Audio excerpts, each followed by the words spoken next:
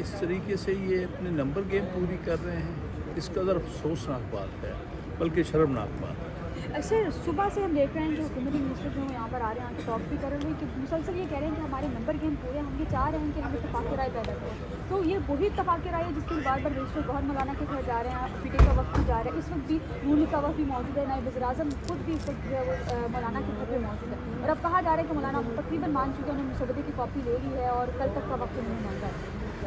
देखिए, मैं तो नहीं कुछ कह सकता उनकी और मौलाना क्या बात हो रही है, लेकिन अभी तक जितनी हमारी मौलाना साहब से बात हुई है वो अपने मौक़िफ़ पे कायम हैं।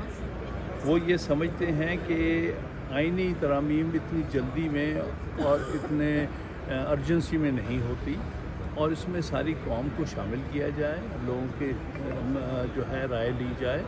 सारी दुनिया में जब आईनी तरामीम होती हैं तो उसमें पब्लिक की राय ली जाती है।